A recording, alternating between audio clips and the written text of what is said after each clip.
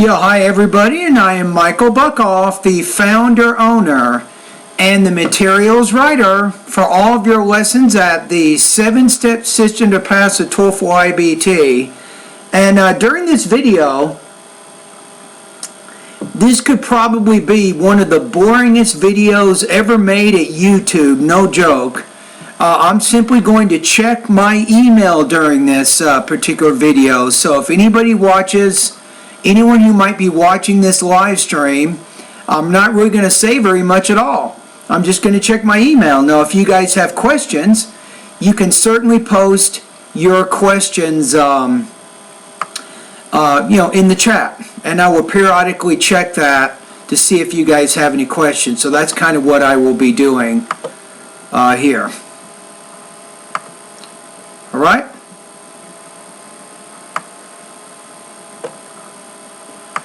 In fact, okay, I'm going to open up a split screen here, so part of my screen will be looking at the chat just to see if you guys have any questions, and then part of it I'll be checking my email.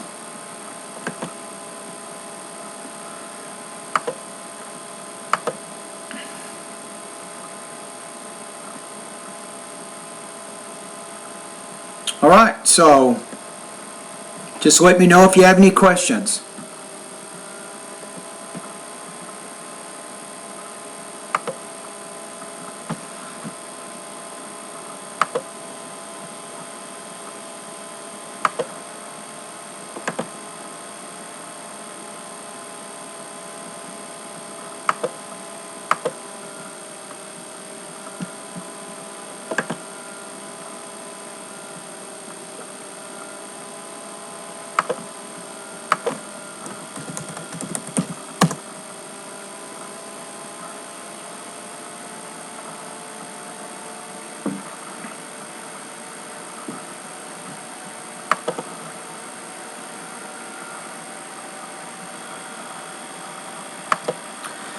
Alright, I got 91 messages here, so that's what I want to do right now, is to go ahead and answer some of these emails. So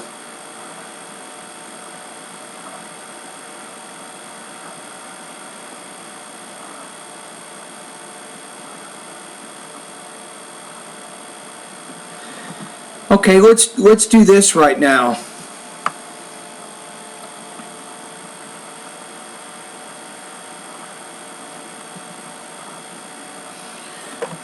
Okay, so this is a grammar question to Raphael. Take a look at this first.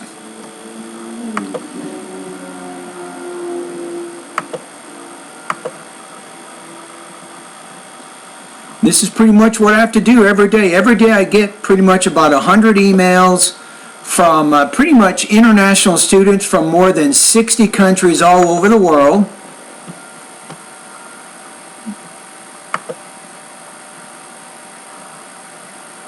And this question comes from Raphael, who is actually one of my online Toefl course students. Okay, so let's go ahead and go to screen capture.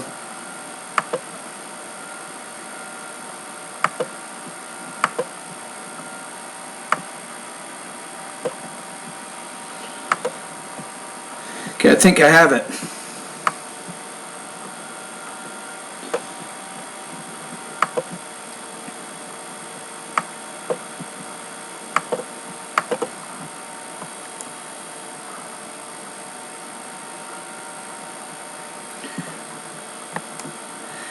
Okay, so let's take a look at your grammar question. So you say, I have another question. It says, in the sentences, the museum is totally free for all the visitors.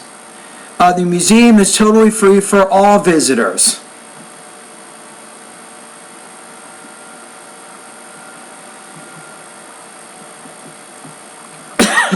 Wow, you would ask this question. Wow. So you're asking a question about articles. And particularly probably these three words. Now, I want to caution you here. Raphael, these three words are very complicated. To be honest, they really are very, very tough to understand. What I want to do is to give you the basics on this. And I'm not saying that the museum is totally free for all visitors. It depends on whether you're talking about them in a more general sense or you're referring to something already mentioned. So in this sentence it says the museum is totally free for all the visitors. Now if you had a previous sentence and you said,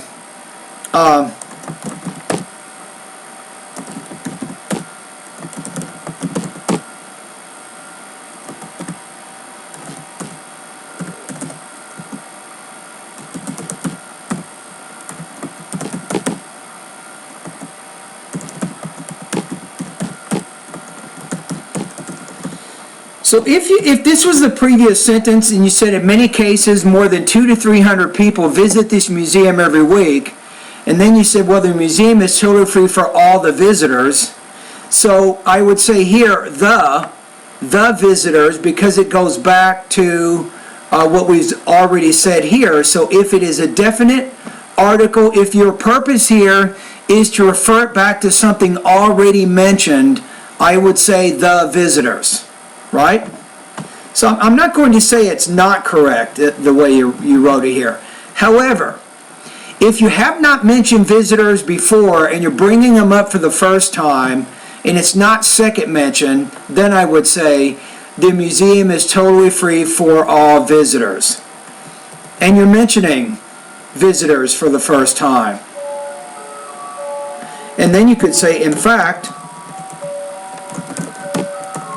how about this? You might say something like, in fact, these visitors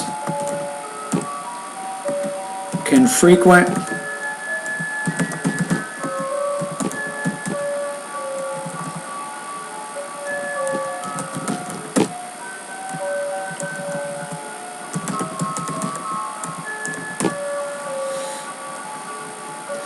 so you can say these visitors can frequent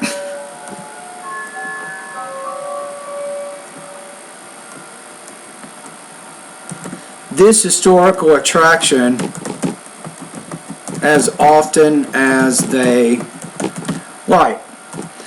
Okay, so what am I saying here? To help clarify this, remember that there's a lot of exceptions to what I'm telling you, and articles generally are very complicated. But to help clarify it, if you're using the plus a plural noun, you're typically connecting this back to information which has already been mentioned in a previous sentence. So you would say the visitors. However, if you're bringing up visitors for the first time and you're not connecting it back to information already mentioned, so with a plural count noun, I would not use any article. All right? So hopefully that helps to clarify your question.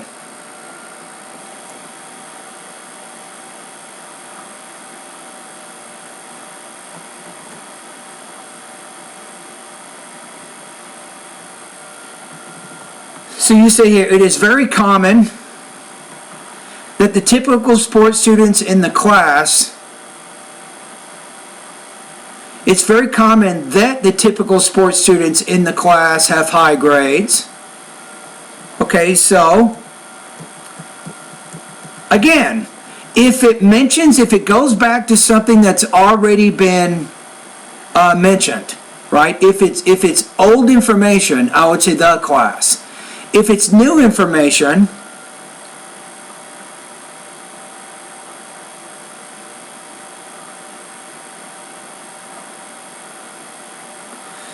I don't know why you have it written both ways like that.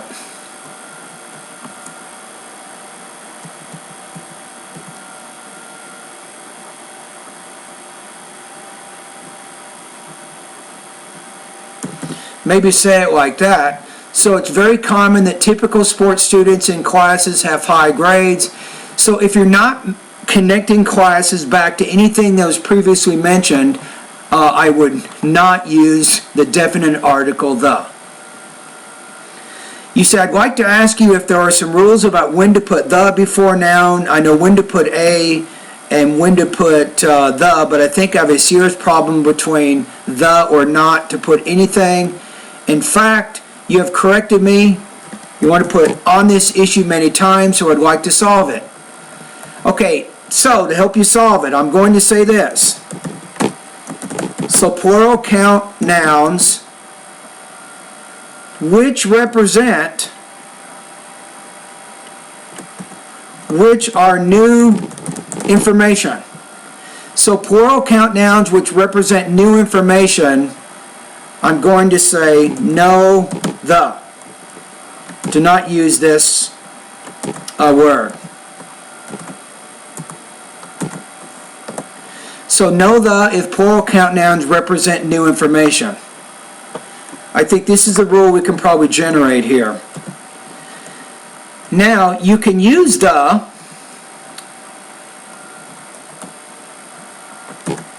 plus the plural count noun if that plural count noun represents old information, which means you've already mentioned this information before and you're simply linking back to that old information. So that would be how I would answer that particular question. All right, Raphael, that is my answer to that question.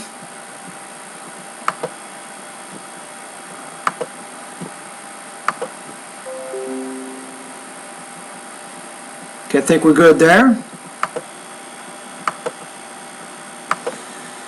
Okay, so I answered his question. I'm going to go back to my email here. I need to send him a quick message.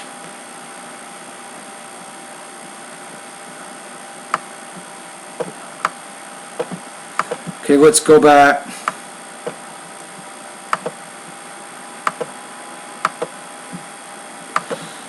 Now he has a writing practice test that he needs scored, so I'm going to forward this over to my teaching assistant so he can score it.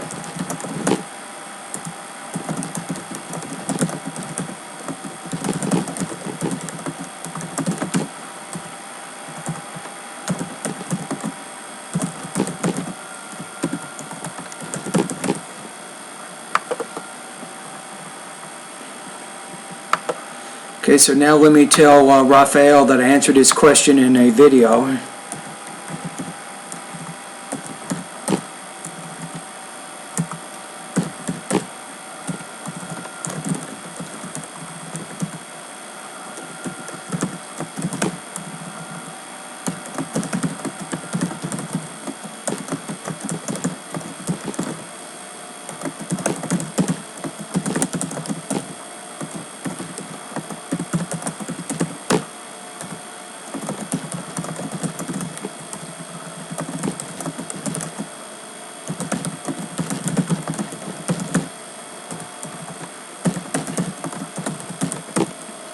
Okay, I'm done with that.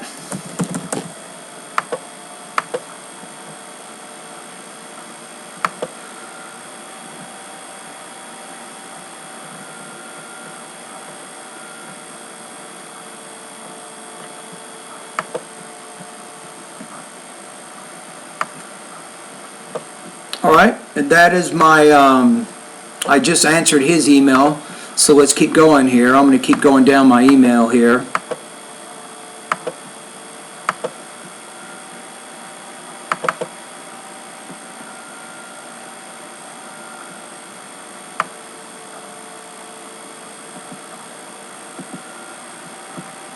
Okay, one of my students here, Ali, he's having trouble logging on to my online Toefl course, so I need to solve this issue. So I'm going to do that right now.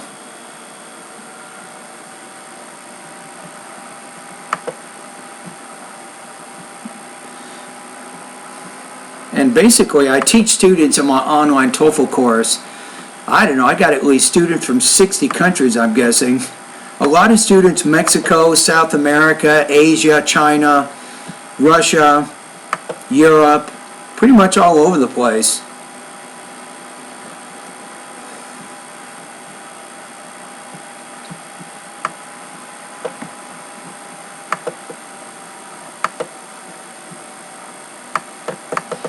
Okay, I have to go into my website and I have to find his actual account. I want to see why he's having trouble logging on. So when students enroll in my online TOEFL course, I actually create a password and a username for them. Okay, let's see what's going on.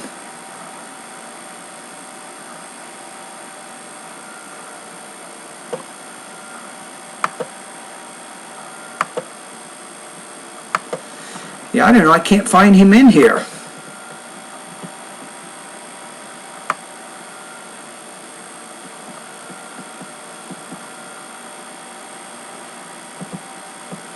Okay, let me send him a quick email.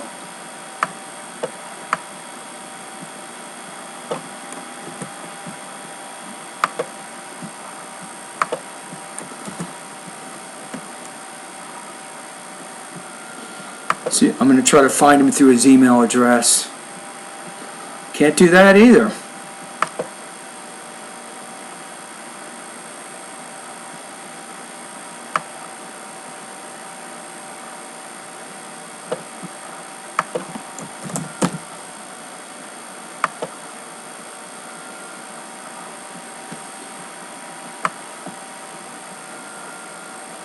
Got it.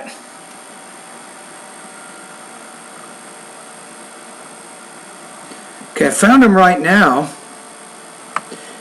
Now what I'm going to do is I'm going to go ahead and try to log on using his username and password.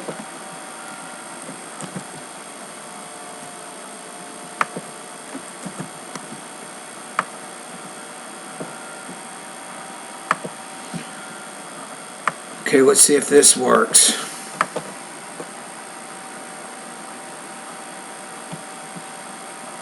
Okay, now I'm going to log out. And here's a big test.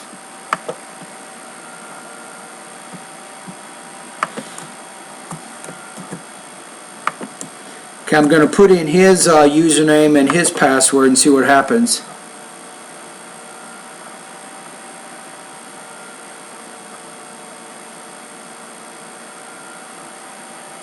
Got it.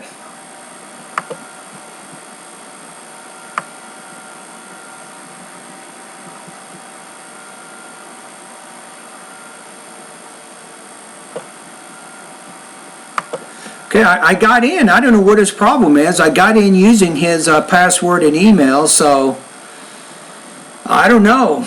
I think I'm going to send him a screen capture just quickly. You guys ever use screen capture video? It's a very good way to communicate with students. I'm going to send him a quick screen capture video so he can see how I logged in.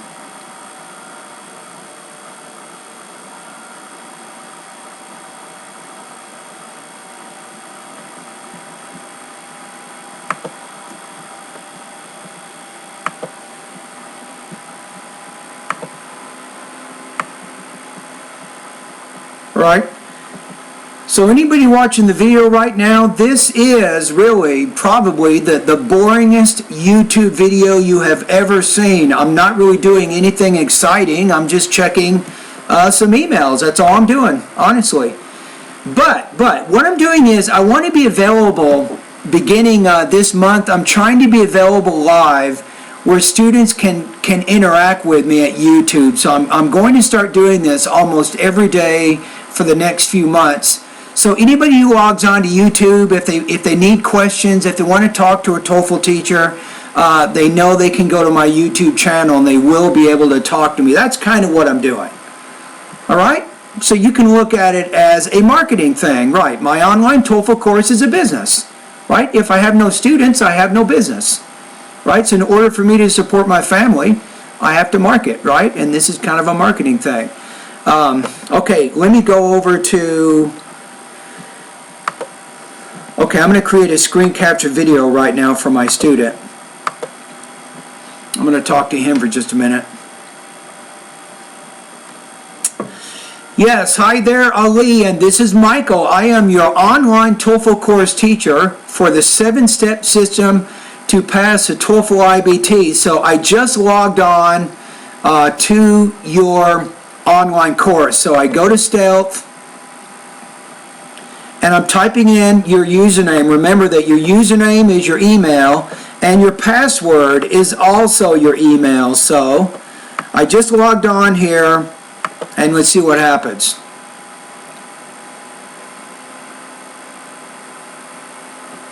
And I'm in. And this is your TOEFL course right here. Now what I'm going to do now is I'm going to click on this link by step 1, supersize your vocabulary. That way, Ali, you will only see one topic of my course at a time. Now when you want to jump around to different parts of my course, I'll show you what you could do. Yeah, give me a quick second. So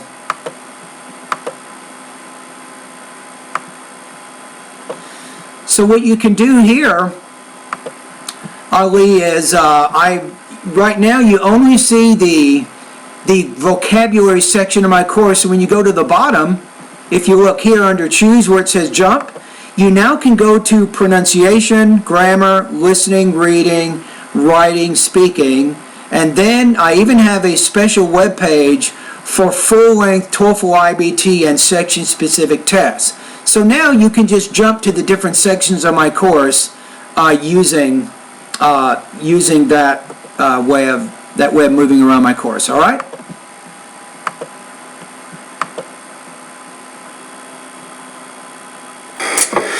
Yes, hi there. Okay, now I need to save this screen capture, and I'm going to email this over to my student. It's exactly what I'm going to do.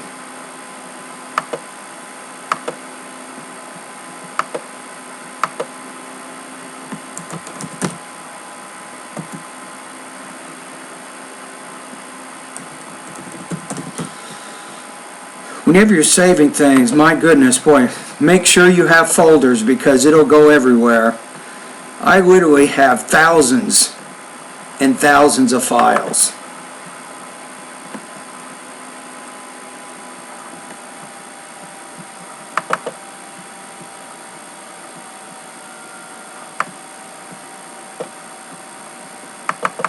So I'll save this here.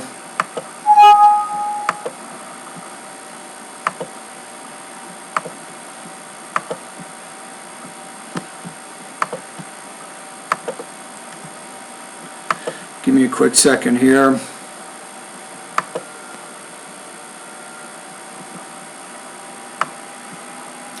And happy holidays, everybody, by the way. Merry Christmas, really. No, I know we're not supposed to say this to everybody all over the world, but Christmas, you don't have to believe in Jesus Christ to celebrate Christmas, in my opinion. I mean happy holidays, right? So even if you don't celebrate Christmas, I hope you're having a great day today. All right? That's all it is. Okay, now I need to save this video and then email it to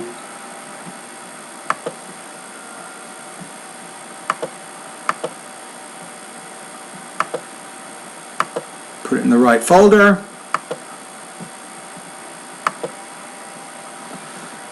Okay, here it is. So it won't take long to do this. Now I'm going back to my email.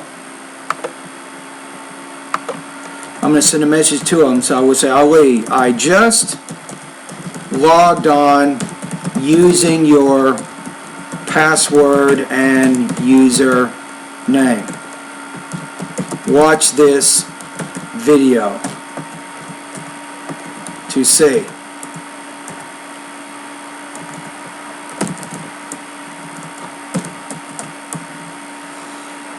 So he will check his email here in a minute. Hopefully he will solve his login problems.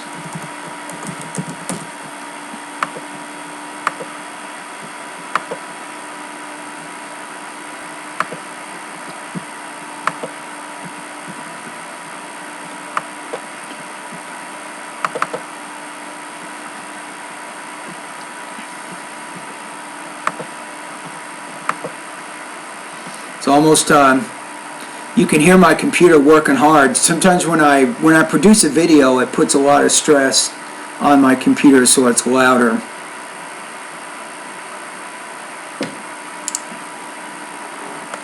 It's almost done. And that's pretty much what I do every day.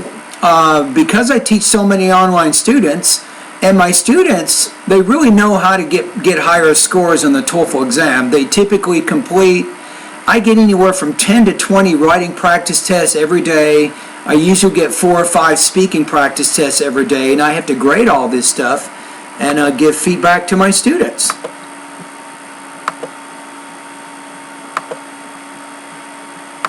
Okay, now I email him.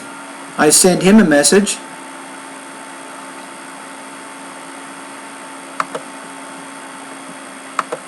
So I'm done with that.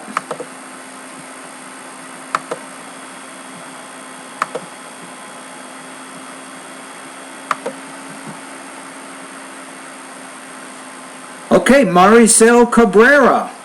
You say, I'm going to collect some questions, then I'll ask you. Thanks. Okay, do it.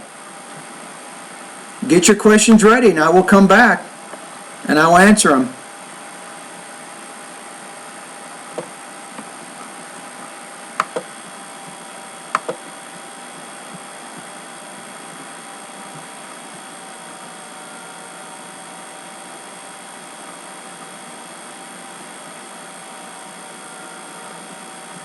Meanwhile, I will continue to check my email.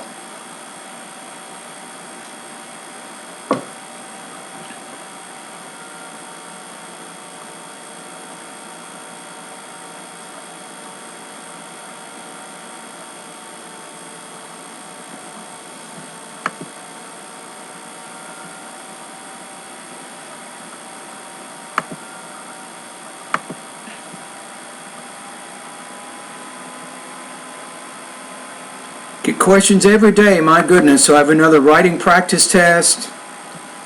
I'm going to send this over to my teaching assistant to score.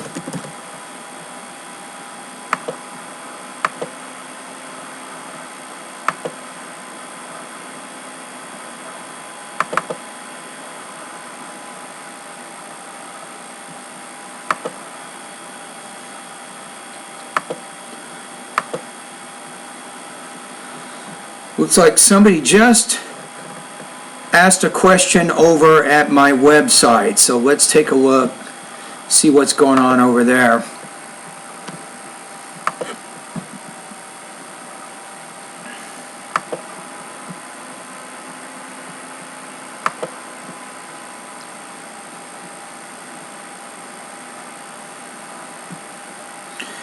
And actually too, if you don't want to post a question here, if you're ready to study the TOEFL and you want to get a high score, you need to get over 100, and you want to get scores of 26 and 24 in the writing, when you're ready, go to onlinetoeflcourse.com. Check it out.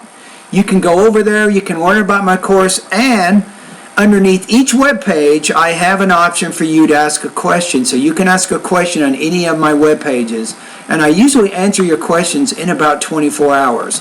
So this student posted a question over the last 24 hours. Let's take a look at what he says.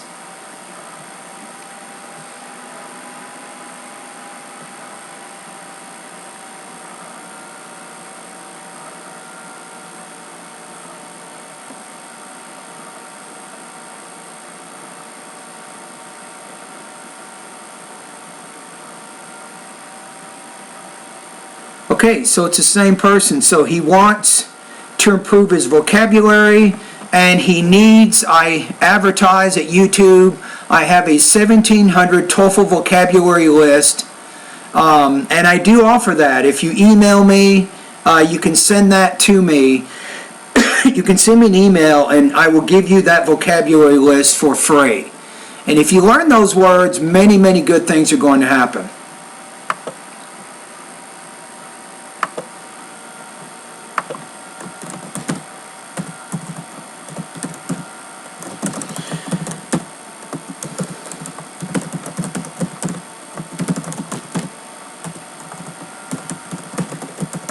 So he's got it.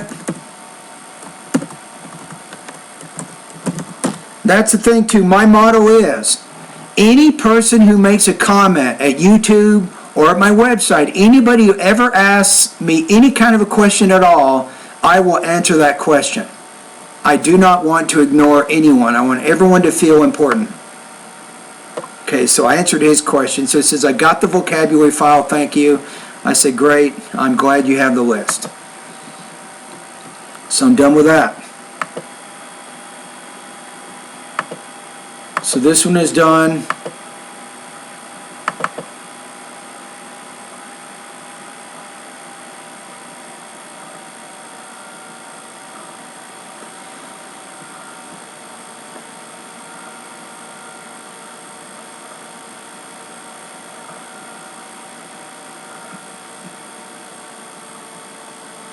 Yeah, this question,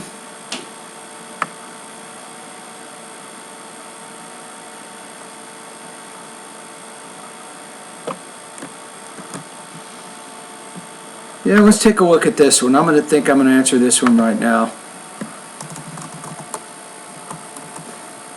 So this is a question at Quora.com. It says,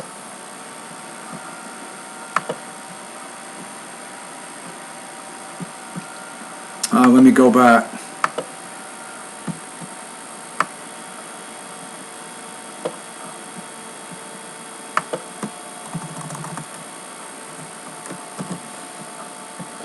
Let's take a look at this one.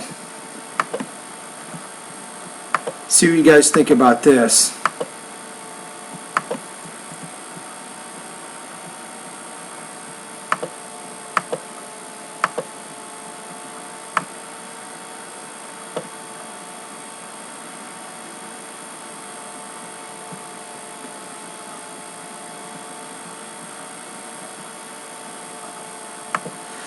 Okay, so Mon Long requested your answer.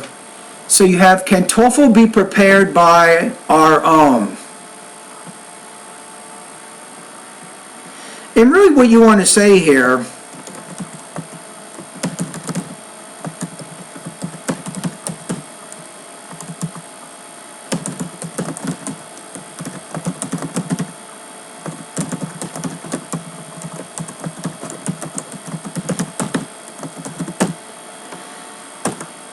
that's really the question. Can students effectively prepare for the TOEFL exam on their own? That means without using an intensive English program or an English language program, without using an online TOEFL course.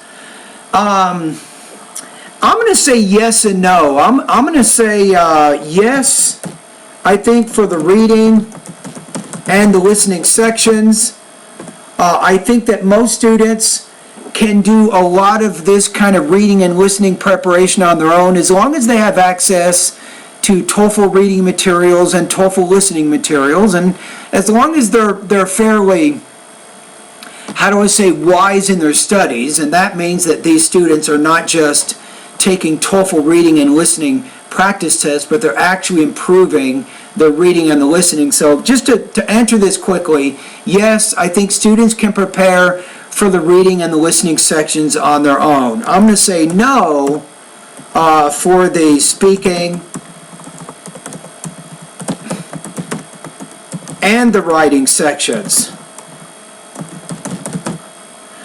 So speaking and writing sections, I think it's important to have an IBT speaking specialist, really, because a speaking specialist will motivate you to complete speaking practice tests. So you'll be doing some independent and integrated speaking practice tests. Then the speaking specialist will be telling you what problems you're having with pronunciation, with language use, and also with topic development. Chances are you will not be able to figure out those problems on your own, right? The same thing with the writing section. I think it's important to have a TOEFL IBT writing specialist, so that way the students can send the writing practice test to the specialist, and the writing specialist uses the official rubrics from ETS to actually grade the writing and to grade the speaking and to help motivate the students to continue to progress. So I think with speaking, I don't think so. I think with writing, it's probably wise for students to get help, outside help, to improve both of those areas. So I would say yes, they can effectively prepare for the TOEFL exam on their own, I think, with the reading and the listening, but no, they cannot really effectively prepare for the speaking and writing sections on their own. That's my answer to that question. Alright, so I'm done with that. Okay, let me go back. That's just my own opinion. Now, there is people who may disagree with me on the speaking and writing, say, well, hey, I got a great score. You know, I've had students tell me they got scores of 28 and 29 on the speaking without any outside help at all. And then I said, well, how long have you been speaking English? And they tell me, well, my parents use English in the home, or my parents have used English in the home since I was 5 years old. You see what I'm saying? So somebody who's been using English for maybe 10 or 15 years, and they've especially been using English as a child all the way to an adult, somebody like that, probably they don't need any outside help. They can probably get a pretty high score on their own. But people who don't have that benefit, people who learned English maybe at 15 or 16 years old, or even they might have learned English in an intensive English program at 18 or 19 years old, they're going to need some outside help to help improve the speaking and the writing. And that, I'm answering that question based on, to be honest, I'm answering it based on over 22 years of TOEFL teaching experience. So I have had students who have done very well, and students who have really good speaking, when I meet them for the first time, I'll say, hey, well, how long have you been speaking English? And they usually would tell me for 10 or even 15 years. All right. Okay, let's keep going.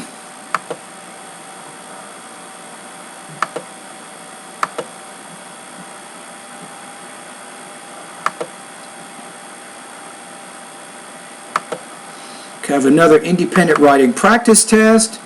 I'm going to send this over to my teaching assistant. He's going to score this, so I don't need to worry about this. That's another thing as TOEFL teachers, try not to do everything on your own. So for example, I have a successful online TOEFL course on the internet, but I don't try to do everything, right? I do some things, and other things I delegate to my TOEFL writing specialist. And I have to pay him to do that. To me, it's worth it. All right, let's go back to the emails now.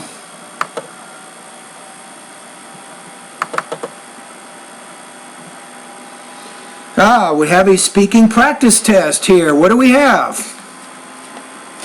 Okay, this just came up in my email here, so I'm going to go ahead and listen to this.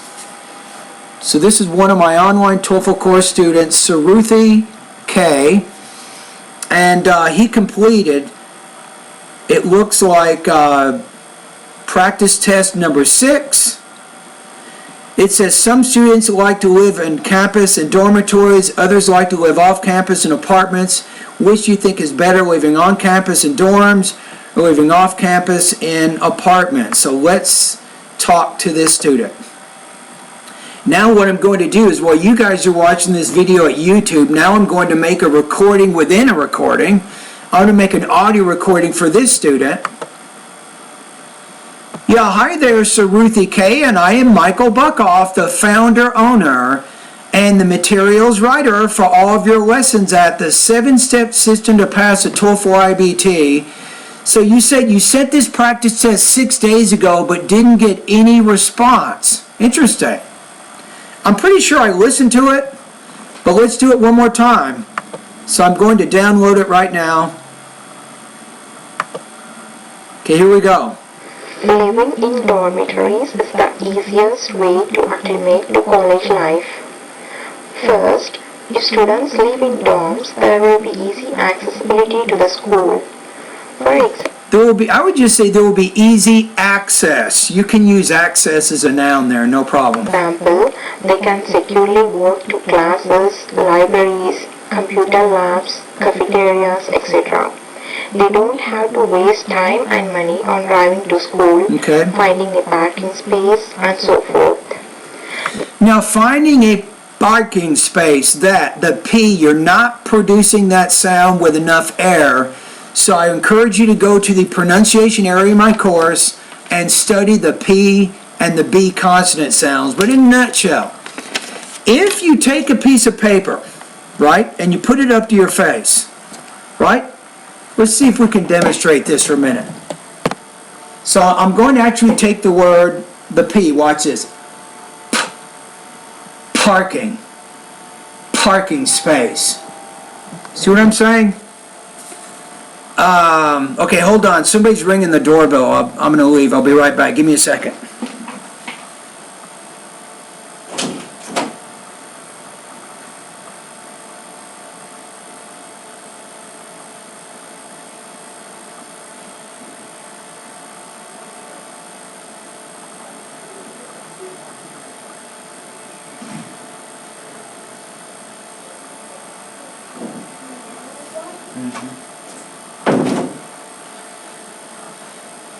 Okay, so just make sure, Saruthi K, so when you're producing that P sound, do that with a little bit more air.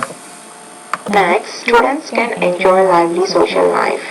For instance, living on campus will allow students to meet more people and to establish new friendships.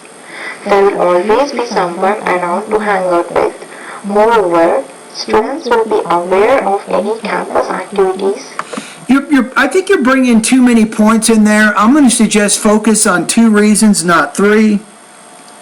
And then make sure you develop those 2 points over the 45 seconds. And how to be involved in them.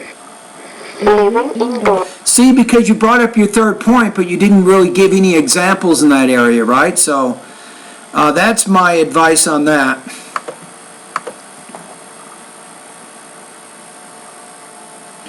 Okay, let me go ahead and click on the links to the rubric here so I can give you an accurate score.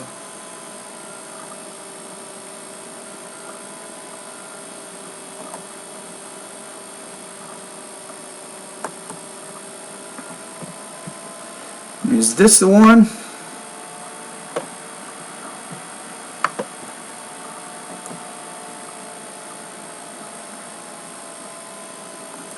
Okay, here we go. Hold on a minute. I'm almost there. So writing or speaking. Here we go.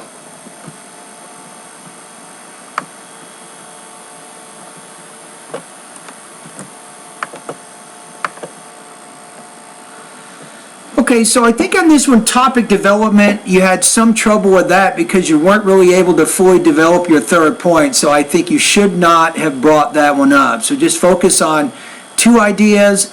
Overall, you had a pretty good connection of ideas. You had examples in there to support your points. I think delivery, like I said, you're having some trouble with the P, the bilabial consonant sound there. You want to work on that. You also need to work on your delivery on your intonation. So you can go to intonation lessons 36 through 40 to improve in that area. Your score here, I still think this is a pretty good response. I'm going to put you at about 2.83 out of 4, 22 points out of 30 on this practice test.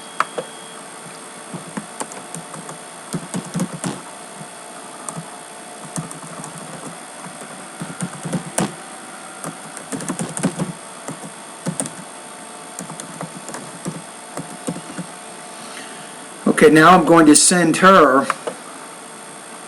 these comments.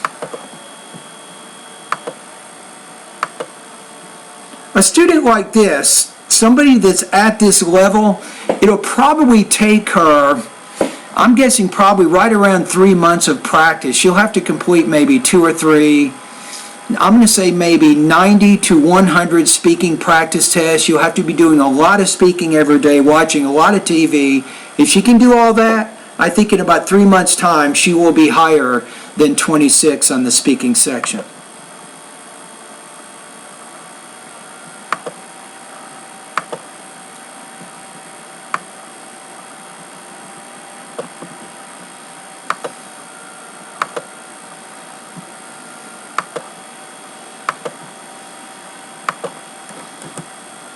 Okay, now I send her the comments so she can get these.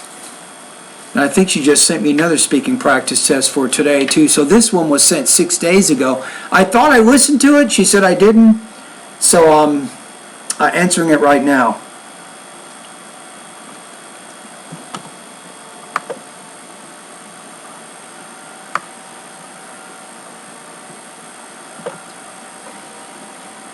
All right, so let's keep going.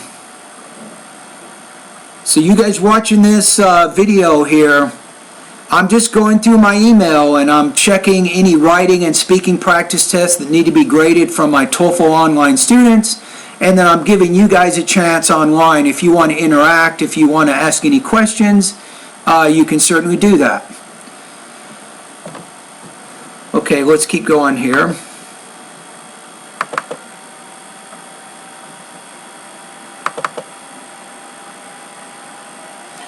We got another one from the same student.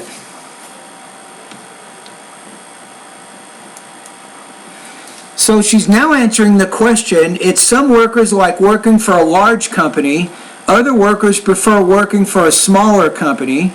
Which do you like, working for a small company or working for a large company? Give specific reasons and examples to support your point of view. So now let me talk to her one more time.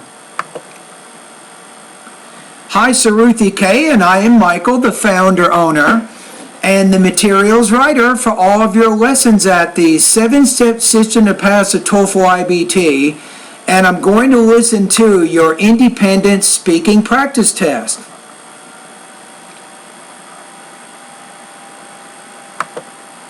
I prefer large corporations over the small ones. I support this with the following reason. Now, when you're starting off here, now you could be in a library, there could be a reason why you're not speaking very loudly, but you got to start with a lot more energy than that. Think about it for a minute. Think about, let's say that you're in the middle of the ocean, right? And you were drowning, and you saw a ship, and the ship was maybe 50 meters away, but you wanted to get their attention. Would you say, help? Help? Help? No. You'd say, help! Help me! Help, please! You would definitely change your tone, am I right? So you don't want to start off a speaking task with a real soft monotone like that. You got to put some energy into it. Because the beginning of your response, you're kind of hooking your audience. You're getting them interested in your topic. So you have to have that emotion. You have to put some emotion into what you're saying. Spending valuable years at a well-known firm can be a huge benefit if one decides to apply for another job. For example, employers generally favor applicants with strong references and experience over those who worked for small unknown businesses and participated in only small-scale projects. In fact, those who are working in a large-scale project, having the opportunity to be in a remarkable team and contributing to significant projects, will have more respects in the labor market. Thus, it must be acknowledged that working for a multinational corporation is a huge advantage. No, it's not just a multinational company, but it's a large company. That's the key.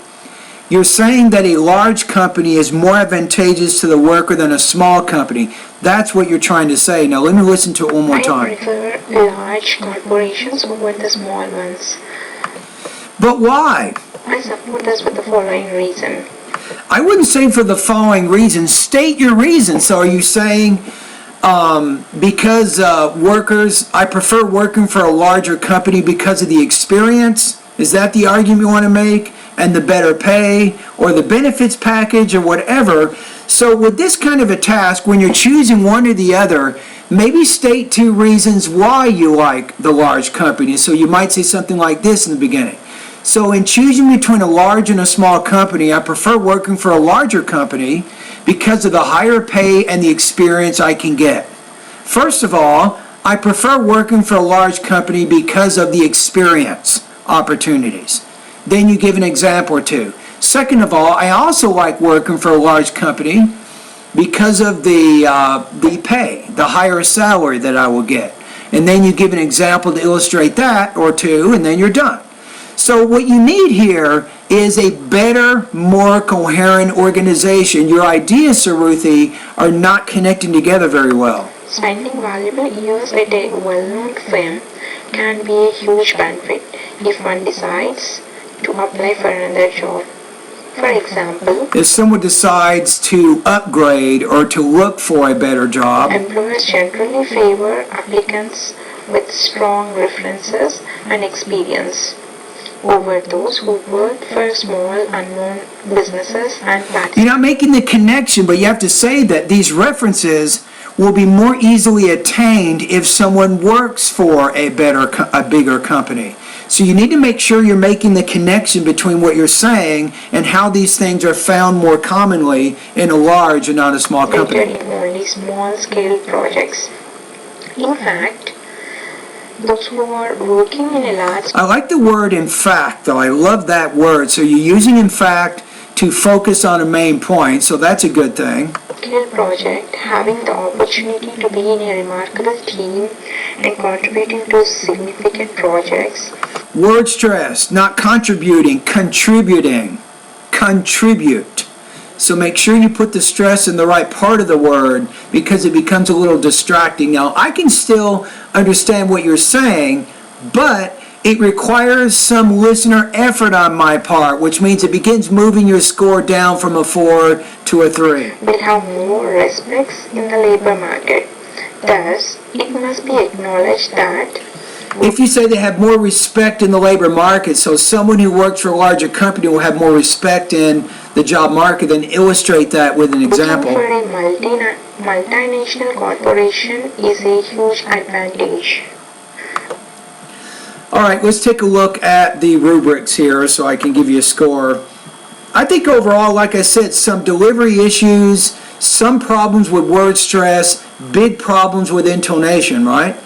So intonation you want to work on. This is an emergency here, Saruthi. You need to vary your intonation more than you're doing. So first of all, one of the first things you want to do is go through my pronunciation lessons 36 through 40, all of which deal with the intonation patterns of American English. But that's not enough. Watch maybe 2 or 3 movies each week. This is very, very important for you, and really pay attention to how the speakers are communicating in those movies.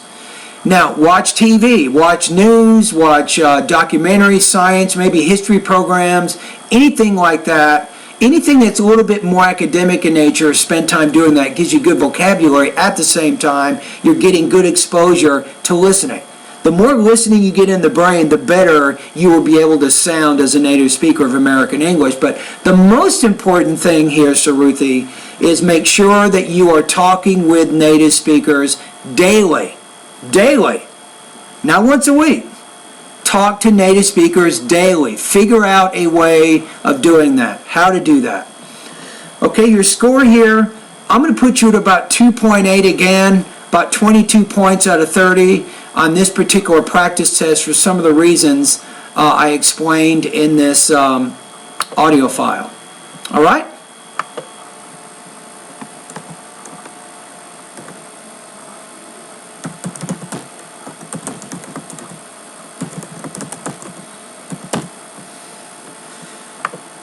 Okay, I'm going to email her results.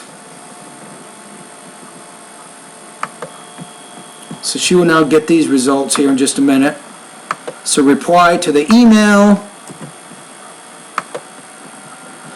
All of my students deserve feedback. So, and a lot of you students at YouTube, you may not use my online course. That's okay, I understand that. But make sure the online course that you choose, make sure it offers feedback on your speaking and your writing. If you cannot get feedback in the speaking and the writing areas of the exam, then why take that course in the first place? I would not do it. You're going to spend a lot of money, but you're not getting any useful feedback. You need to produce some speaking and writing tasks, and then have a specialist read, listen, comment, and then reply either by written feedback, or in my case, whenever I do speaking feedback, it is always audio.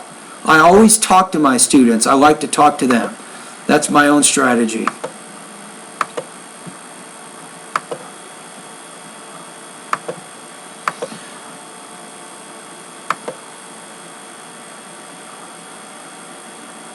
Okay, so now I'm emailing the student.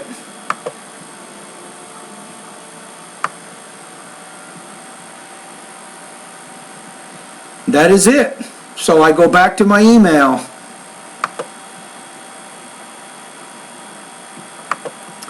And I'm sending the email to the students whose practice tests I just graded. Remember what I said, the student whose practice test I graded? See if you guys can figure this grammar out. Let me go over here for a minute here.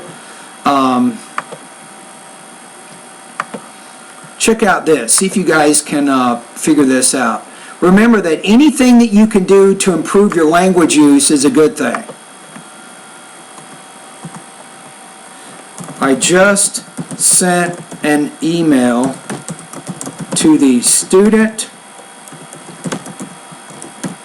whose practice test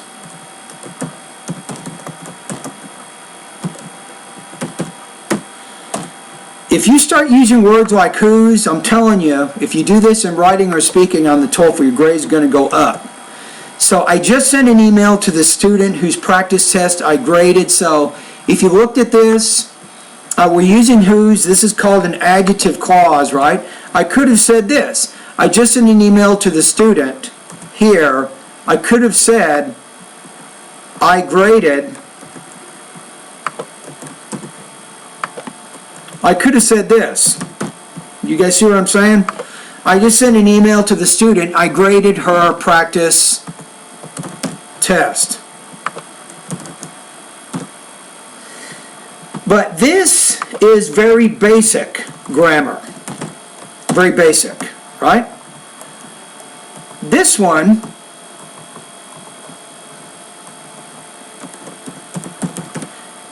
is advanced. So what can you learn from this? During the speaking and the writing sections of the TOEFL IBT, what you can learn is very simple, is that you should be using a combination of advanced and basic grammar during the speaking and the writing sections of the test, right? So if you just say, send an email to the student, I graded her practice test, if you're always using short, simple sentences, it's going to prevent you from getting that higher writing or that higher speaking score. So you need to consider advancing your grammar a little bit. One of the ways you can do it is by learning how to use whose. Now, after watching this video, if you still don't know how to use whose, then go to Google. Just put how to use whose in English grammar. How about that? Google will answer your question if you don't like my answer. But learn how to do it. If you can do that, many good things are going to happen, I think, in the that part of it. Okay, give me a second here. Let me go back to what I was just saying here. You guys weren't seeing this. Okay, check this out. I'll just show you what I just said a minute ago. You guys didn't see this. I apologize on the screen capture. So advanced would be, I just sent an email to the student whose practice test I graded. That is advanced grammar. And then below is basic. I just sent an email to the student. I graded her practice test. That's more basic. And I'm saying for speaking and writing, for TOEFL speaking and writing, you want to use a combination of both basic and advanced grammar. That's all I'm saying. All right? Okay, let's go back to video.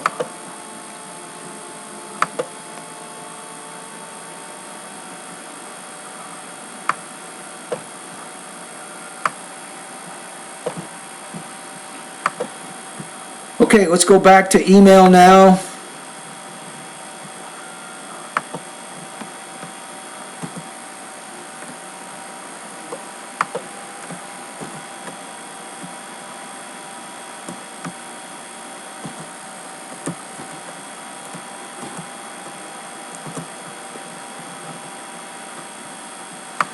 Yeah, I don't think it sent the email.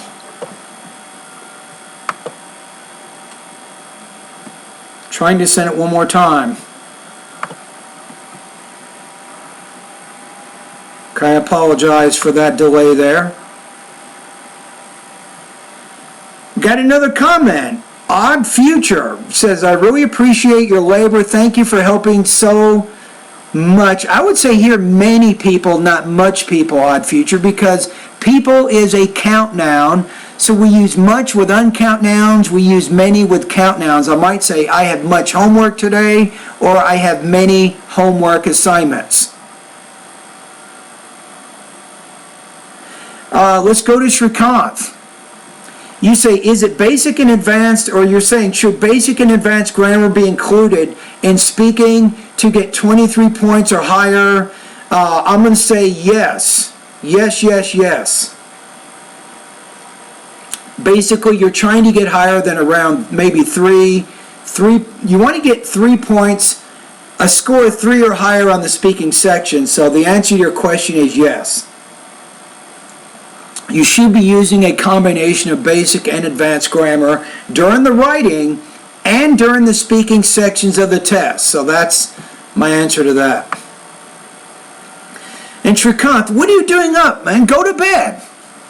You're in India, for goodness sake. What time is it there? 3 a.m.? Man, now you got to go to bed. Remember, sleep. Sleeping is important. Go to bed. You should not even be on here right now. Right? Be careful. Sleep is just as important as your study.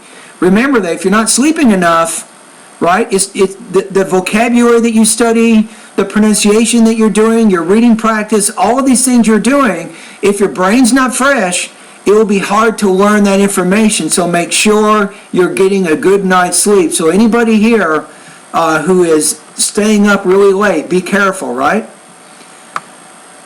We have a saying in American culture. It says, early to bed, early to rise makes a man healthy, wealthy, and wise. So we believe if you go to bed early, that's a good thing, and you get up early.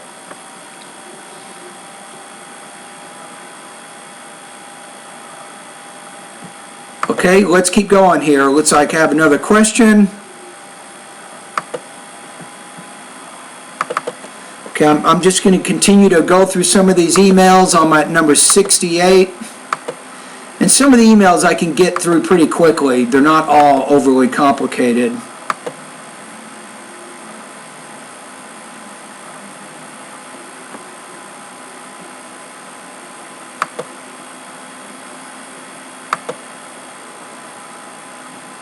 Somebody you ever used LinkedIn? I don't know what all this stuff is. I just added somebody to my LinkedIn network, but who knows what that means. I have a Facebook page too. If anybody wants to go to my Facebook, you can go to Facebook, Michael Bachoff. I will add you as a friend.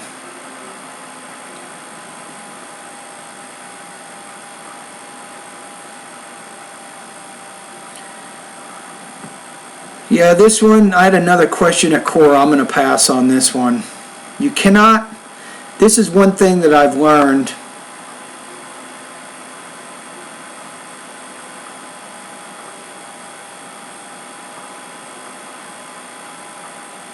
You cannot do everything to everybody, so there's no way I can help everybody.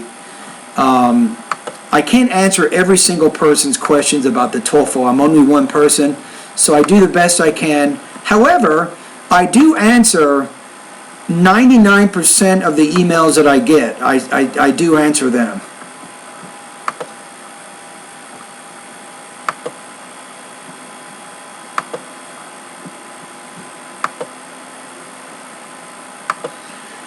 Okay, I'm going to continue on with my email here.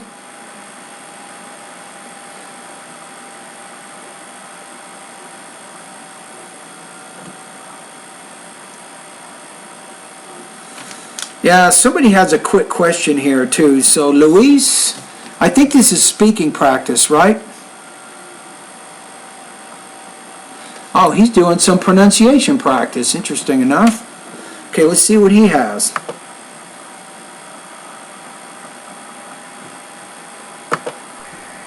According to the book, the electrical phases for the magnetic properties of matter. Okay, we got it. Now I got to go to my course. Give me a second. So we're going to see one of my students. He's doing some pronunciation practice. And we're going to listen to him read a passage. And while I'm opening up that file, let me go back here. Oh, Srikanth, my God, so it's 12:30 a.m. in India, so you say, I'll have some time to sleep in the afternoon. You're killing yourself. Do not get addicted to these live streams. Don't do that. Remember that my course, my online course, has everything that you need to succeed. You don't have to talk to me every day. However, you should be sending me speaking and writing practice every day. That's important. Does that make sense? So you definitely want to do that. If the Facebook page, if you go to Facebook, type in my name. Here, you can type in my name, Michael Buckoff, and I will add you to Facebook. I'll add you to Facebook if you type in my keywords, Michael Buckoff. I just put those down there for you to look at. Okay, let's see what we have.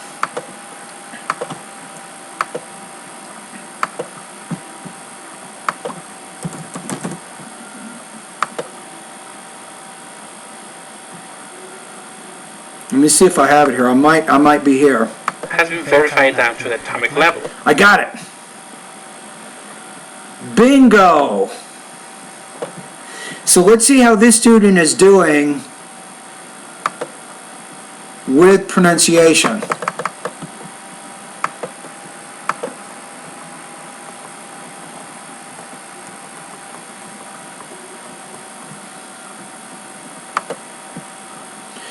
Okay, now I need to talk to him for a minute too, so you guys give me a second at YouTube. I need to talk to Luis. Yeah, hi there, Luis, and this is Michael Buckoff, the founder, owner, and the materials writer for all of your lessons at the 7-step system to pass the Toefl IBT. And what are we doing here? You're practicing the vowels, the big U, the little U, and the schwa vowel sounds. Okay, so let's see how you did this.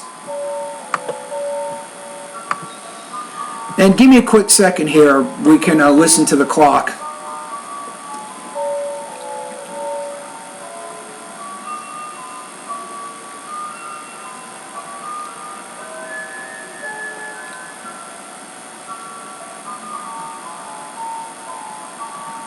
Fa la la la la, la la la. I cannot sing, I already know that, so no bad jokes about my singing. I'm a terrible singer. I'm the worst singer ever in the world. We all know that. So you can't make a joke about something we already know. Okay, so what we want to do now is we need to listen to how he goes through this particular passage. This is what we're trying to do, right? Okay, so give me a quick second here. How about we move this down here? Remember, he's focusing on the U vowel. The U vowel is kind of 3 sounds. We're going to see how he's doing in that area.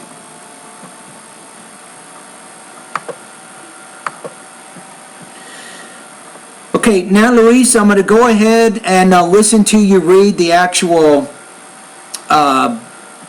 the reading passage, and then I'll give you some feedback. We ready? According to the book, the electrical phases for the magnetic properties of matter has been verified down to the atomic level. Because the electron has both an... Okay, let me scroll down a little bit here.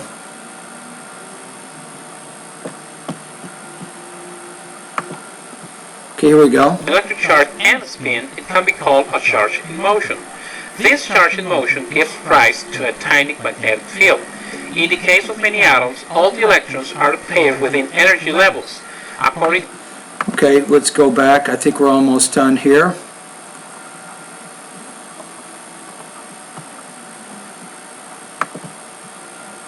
to the exclusion principle, so that the electrons in each pair have opposite anti-parallel spins and their magnetic fields cancel.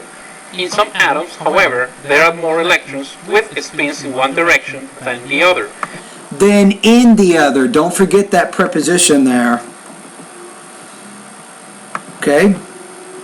Resulting in a net magnetic field. For the atom as a whole, this situation exists in a paramagnetic substance.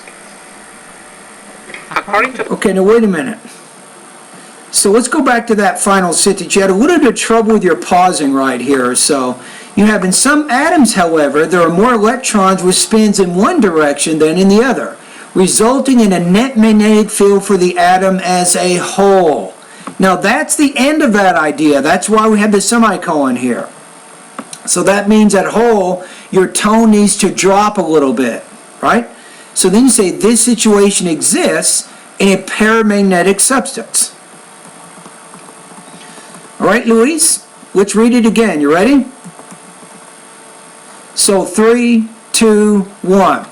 According to the book, the electrical basis for the magnetic properties of matter has been verified down to the atomic level. Because the electron is both an electric charge and a spin, it can be called a charge in motion. This charge in motion gives rise to a tiny magnetic field.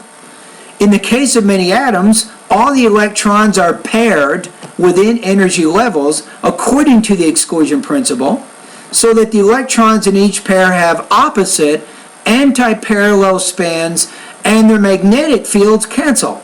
In some atoms, however, there are more electrons with spins in one direction than in the other, resulting in a net magnetic field for the atom as a whole. This situation exists in a paramagnetic substance. All right, so Luis, I think overall you seem to be doing a pretty good job with these vowel sounds, so keep up the good work. And thank you for sending me this pronunciation practice. All right.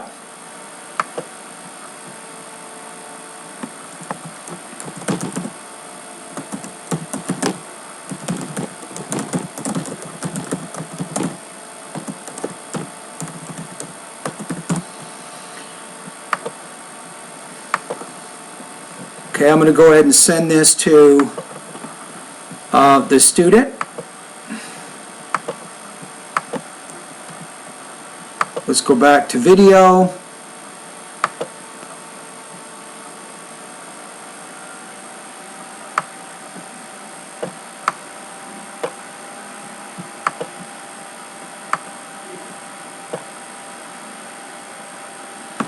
Okay, let's go to, I have a question here, the JS. Your question is, hi sir, thank you. Do you think 2 weeks preparation for me is enough to get 60 out of 120 on the Toefl exam?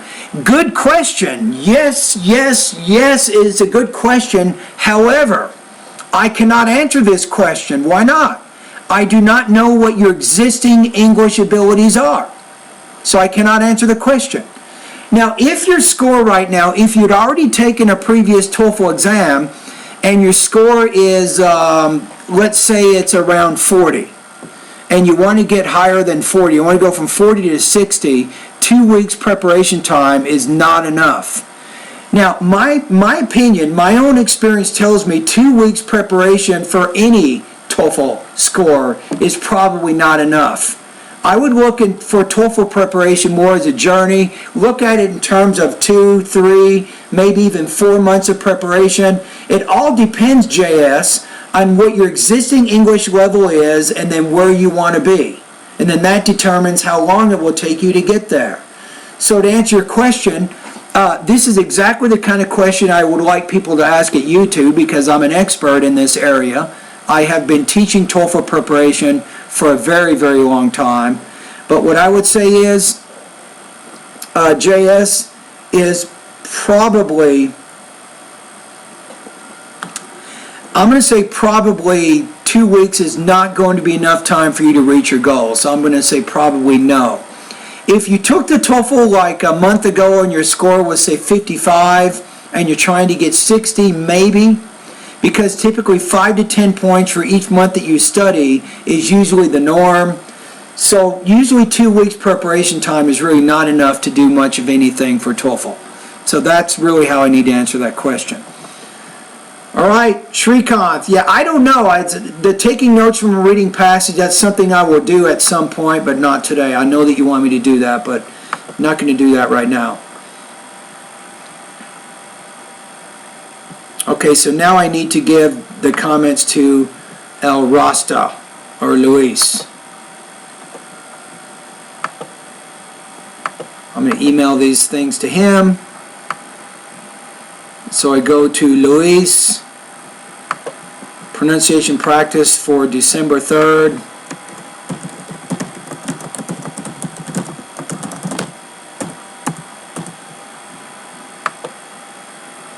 There we go, and I keep going down my email.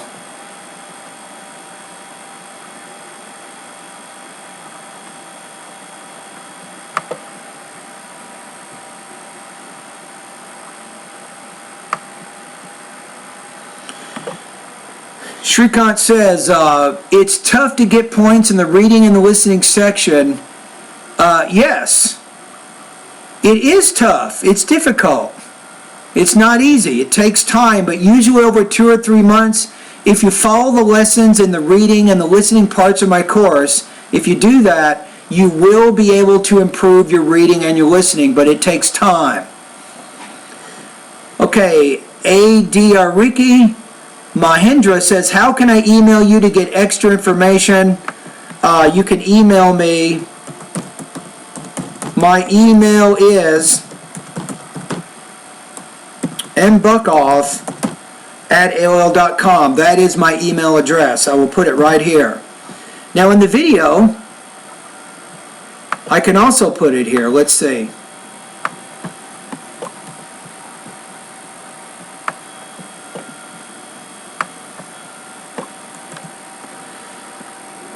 Let me put it in here in the video too, so if anybody else needs to email me, I will put it in here where they can see it. Yeah, you can ask me any questions that you want. There is no dumb question. So here is my email address. And my name is, who am I? I am a Toefl preparation teacher for over 22 years. I've also been, I'm an English professor at California State University since 1997.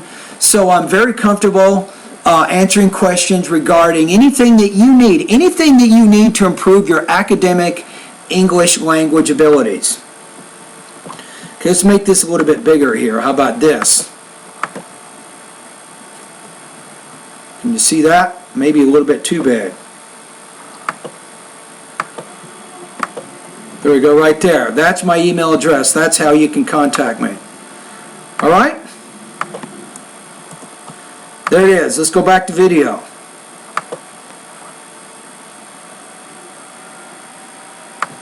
Let's keep going.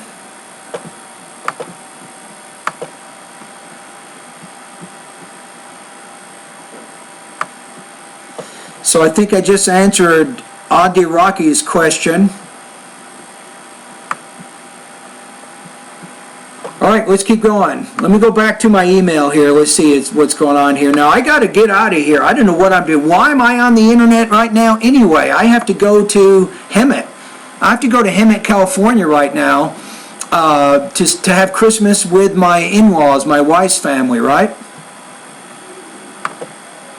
So I'm going to be leaving here in probably in about 30 minutes or so. Shrikant Basani wants to be friends on Facebook. Wow. And I'm just talking to you right now in this live stream video. Guess what? We are now friends. We got it, buddy. That is cool. See, I don't know how this internet stuff works. How do you guys see me? How do I see you? How does this work? And then one of you, Shrikant, you just went to my Facebook page. I added you to my Facebook page, and I'm talking to you at the same time. Wow. How does that work? It works somehow, right? Okay, let's keep going.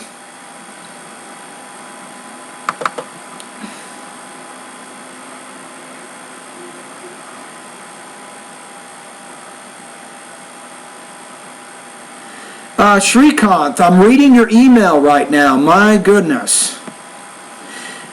And you sent me another email December 21st about making an additional payment for speaking. Don't do that. You don't need to pay me any extra money at all. You've already paid. You're a student in my online TOEFL course. You don't need that extra service. All you need to do right now is send me speaking or pronunciation practice daily, send me writing practice test daily, and that's enough.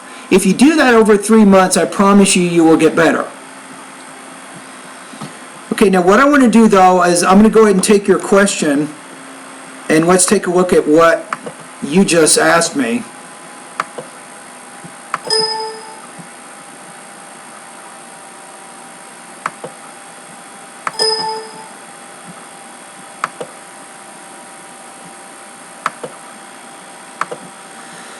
Okay, give me a quick second here. I'm going to post your question.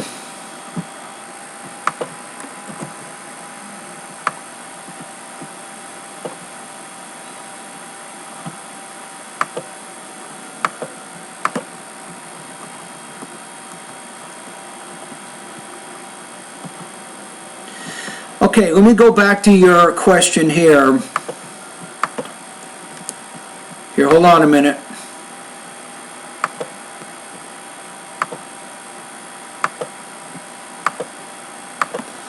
We don't need to see my picture here. We need to see this. It's exactly what we need to see here.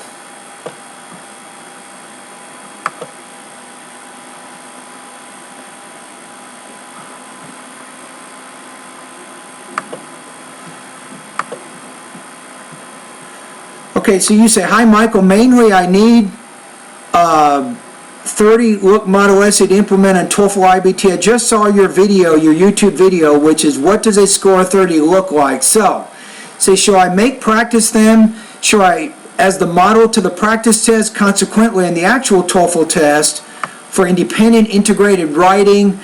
I would say yes and no. I think the integrated writing model that you see in the video, yes, you can copy that structure. You can use that template, I think, to answer all integrated writing tasks. However, you have to make sure you understand what the writing task is on the independent task before you figure out what type of template you want to use. So if I'm asking you to compare two things and then explain which one you like and why, that will have a different organization than what you saw in that video. So to answer your question is, if you get a similar question in the independent task that's similar to what you saw in the video, yes, you can use that template. However, if the independent writing task is different, then you should not use that template. So that would be my answer to that question. So what your job is as a writer is you need to look at the writing task first of all and figure out what you're being asked to do, and then that determines how you want to structure your essay. All right? That's how I'm going to answer that question.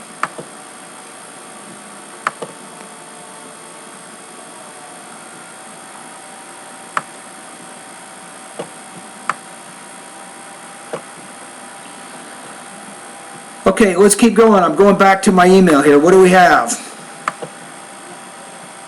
Okay, so Srikanth, I just answered your question. So I'm going to send you back a quick email. And go to bed. It's going to be like, 1 o'clock pretty soon where you are.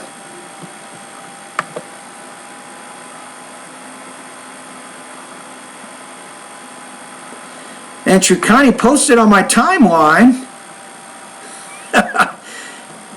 You say, happy birthday, happy belated birthday. Well, thank you very much. I hate birthdays. I hate them. Don't like them. Why? Because I'm 51 years old. That's why. I mean, look at this. Do you want to be 51? Anybody watching this? Of course not. But I am. Nothing I can do about it. So, but honestly, thank you for your happy birthday wishes. And a lot of Facebook people were very, very nice to me on that day. So thank you everybody who did wish me happy birthday. Even though I hate birthdays, I was still happy to know that some people were thinking about me. So I appreciate that. Okay, let's go back. Okay, we have a speaking practice thing here. So we got Raphael. Okay, let's listen to this one. So you guys at YouTube, just hold on. I got to do some work here. Yeah, hi there. These comments are for Rafael Serrano, and I am Michael, the founder, owner, and the materials writer for all of your practice, for your online TOEFL course, a 7-step system to pass a TOEFL IBT. You just said in the email here, you say, in my last email, I forgot to say thank you so much for the new error correction that you did. It has helped me a lot. I think I do not have any excuse to not score higher now. You should score, Raphael. Now, wait a minute. Am I even recording anything to him? Yes, I am. So, Raphael, you should be able to get over 25 on the writing, honestly. If you don't get higher than 25, I'm going to be very, very sad. Right? You can do this. All right, now let's download your speaking practice. So you're doing independent speaking practice number 104. So it says some think it's okay to ask their boss for a raise in pay. Others think they should never ask for that type of thing. So which opinion do you agree with and why? All right, good luck. Because it helps me to have a better idea about how I'm doing in my current working place. I would ask my boss about a potential raise.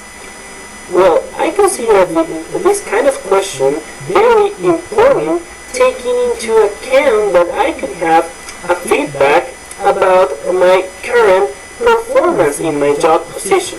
You're taking a long time to get to your point there. You're a little bit wordy. You need to spend more time on your details. The details are important. For example, see, now you get to your first example, but you're almost done with your response. So you see what I'm saying?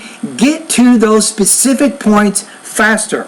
if he rejected my request, he could tell me that he took that decision as a consequence that I had. As a consequence, not consequence. The word stress shifts are killing your speaking, Raphael.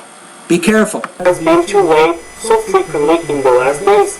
So I'm going to work on it, and I'm going to improve as a worker too. All right, let's listen to it one more time. Because it helps me to have a better idea about how I'm doing in my current working place, I would ask my boss about a potential raise. There. And then say, if I ask for a raise, I can get feedback about my job performance, right? That's what you want to do, and then get to that detail pretty quickly. So try to get to those examples in about 15 seconds or so. Well, I consider this kind of question very important, taking into account that I could have a feedback about my current performance in my job position.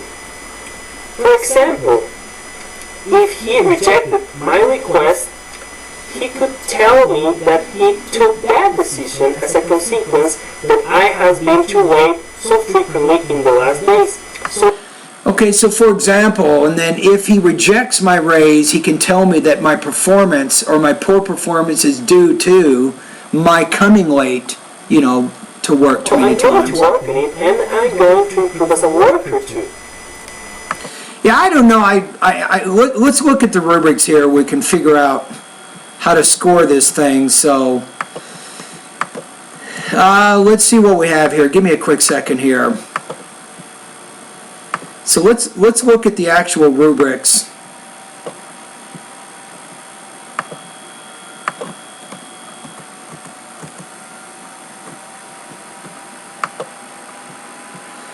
Okay, so delivery is your pronunciation. So you had some problems with your word stress, as I pointed out, a little bit of trouble with your pacing, but overall your speech is generally clear, so that's a good thing. Language use, I didn't notice any specific grammar or vocabulary issues. Topic development, I think you need to have a little bit more, you need to improve your topic development by being more specific in your details. So the development of your response is limited. You need to more fully explain your ideas. You need more detail information. I like the idea about coming late, right? But you might bring up another example in addition to that. You see what I'm saying? So I think overall, though, it's a pretty good response. I'm going to put you at about 3.0 out of 4, or 23 points out of 30 on this particular practice test. All right? And thank you for completing that speaking practice.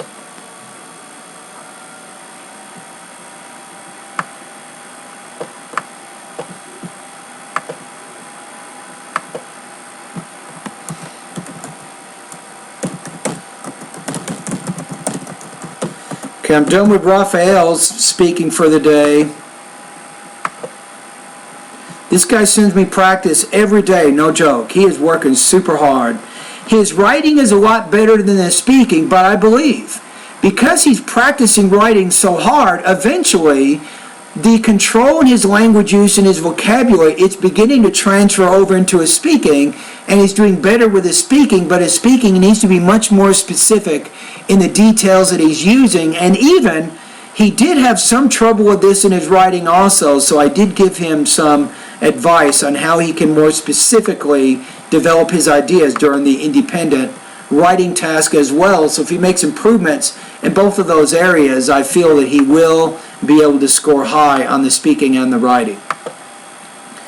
So I'm going to go ahead and send him these results, these comments that you guys just heard of YouTube. I'm going to send them over to him now.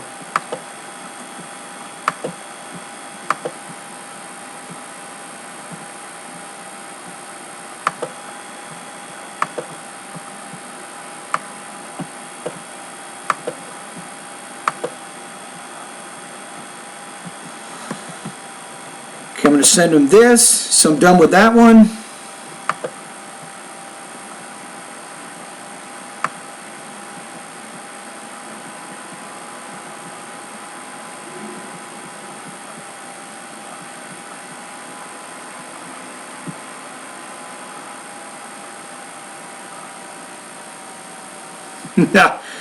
Yeah, I just made friends with you, Shrikant, at Facebook. Yes, you are.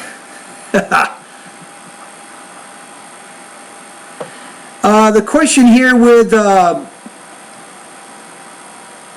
Mustafa says, by the way, how often do you have live streaming?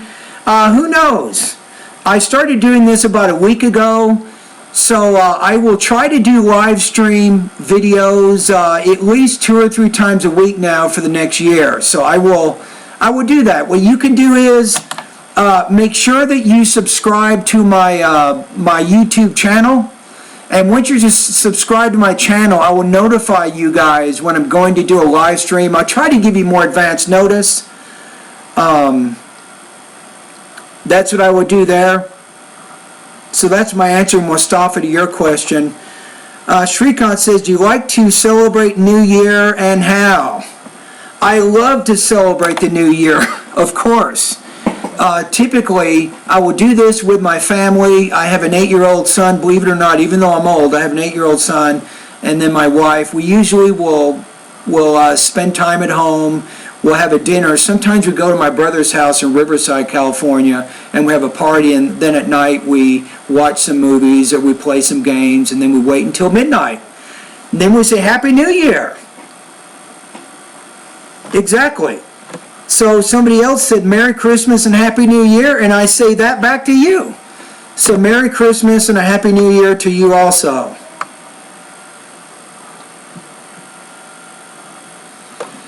Okay, I think I'm done here. So I just finished grading the last speaking practice test, so I'm done with that. So let me ask Shrikant the question. Did you post anything in my VoxyPop group? Do I need to go check that?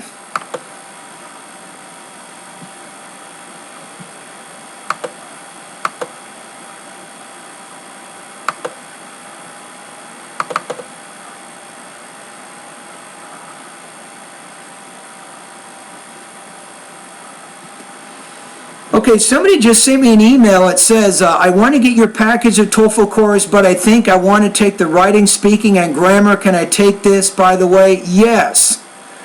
Anybody who is watching this video, let me go ahead and answer this one. I'm going to go over to let me go ahead and open up. You can use my online TOEFL course any way you like, right? So let me show this question to everybody because other people may have the same question.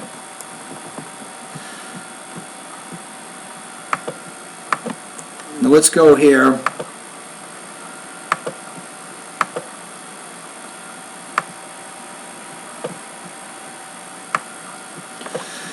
So the question is, I want to get your package at TOEFL, but I think I want to take the writing, speaking, and grammar. Can I take this, by the way? Yes, you can. Here's what happens. Once you become one of my online TOEFL course students, you'll have complete, unlimited access to more than 700 vocabulary, pronunciation, grammar, listening, reading, writing, and speaking lessons. So you can use my course however you want. Now, let me just make a suggestion. If you're studying speaking, you should probably also use the pronunciation part of my course. I highly recommend that because in order to get a good speaking score, you need to have very clear pronunciation, and I have more than 48 videos that can help you in that area. All right? So the answer is yes. You can only do speaking, you can only do grammar, you can only do writing, you can use one section, all 7 sections. You have access to everything, so you can use my course however you want. It's all the same price. Right now I price it at $45 a month. So what you want to do is, if you only want to use my course for 30 days, once you make your payment at PayPal, immediately cancel your subscription, and I will give you access for 30 days. If you want to use my course for more than a month, do not cancel your subscription. You'll be automatically billed for the next month. That means 45 plus 45, that means 90. You see how it works? So some students may use my course for 1 month, others may use it for 4 months. I had a student one time use my course for 2 years. No kidding. Right? So everybody is different in that regard. Okay, so I answered that question, and let me just type in the email here for a minute. I want to make sure the student knows that I answered this question. So I'm going to go to my email here for just a minute, and I will say, yes, you can do that. So I'm done with that.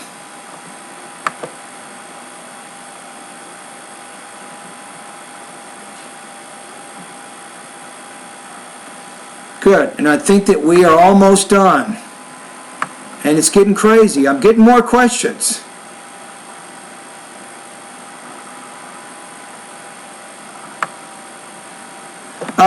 Shrikant is saying,